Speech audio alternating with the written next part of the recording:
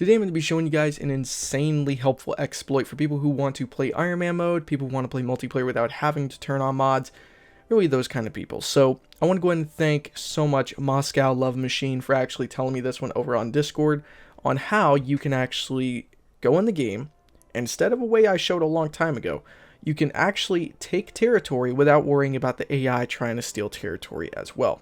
So let's go ahead and show you guys the differences. So first off, if we just began pressing pass, let's just say we were taking some territory, we'll just take a few like random spots until we get to the point where we are out of,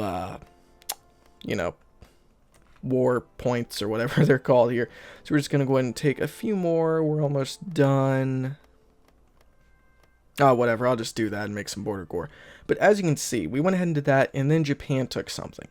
So if we continue taking territory, as you can see, they're still doing stuff. They're puppeting territory, they're taking territory now, and basically once they get enough points, they're just going to take everything. Sometimes they'll puppet everything, sometimes they'll just take everything. I'm going to go and show you guys how you can actually stop the AI from doing that, and instead just take all the territory pretty much for yourself. So let's go ahead and load up the save here, and that's an idea for a later video I'm thinking of doing. So now that we're back in here, what you're going to do is puppet the enemy territory right off the bat. Okay, as soon as the war is over, puppet the territory, then click and turn. Now as you can see, the Japan AI actually that turn didn't actually take anything. Okay, now what you can do is click your puppet.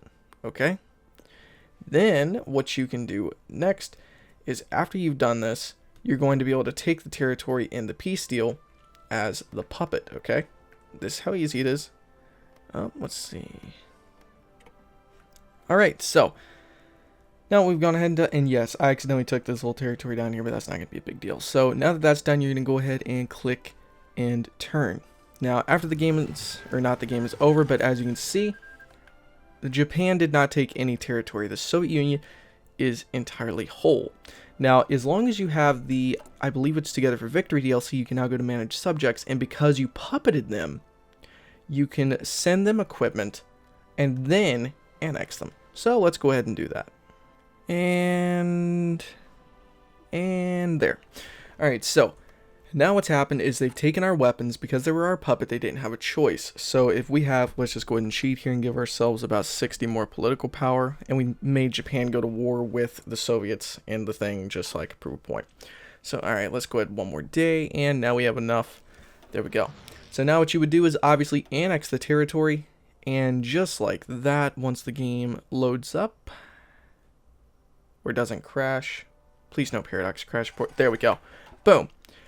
And just like that, you're able to pretty much take territory and steal it from other factions in the game. And this way, two things can happen. One, you can either choose to do it this way and just kind of stop the enemy faction from gaining territory close to you, or you can do it this way like I prefer to do in multiplayer games and basically steal the territory away from the AI or other players so they can't actually do anything. And the reason you do this instead of just taking the territory is because since a puppet already has cores on that territory, like for example, as you can see, foreign claims, the Russian Empire, which was our puppet, already had that territory, belonging essentially to, the Soviet Union.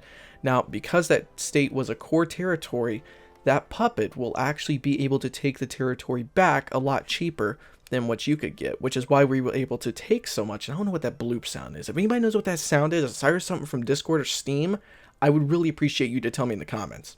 But like I was saying, the reason you would do it this way instead of just simply taking territory and states yourself is because, yes, it takes a little bit more time, but it also really helps you take the states away from the enemy, and that way they get less states. So it's kind of a trade-off, but it's still, in my opinion, an exploit because you're effectively taking the states away from the enemy and you're able to secure them yourself later on, very short time later. So anyway, hopefully you guys enjoyed this exploit, and hopefully you're going to have a little bit of fun this one.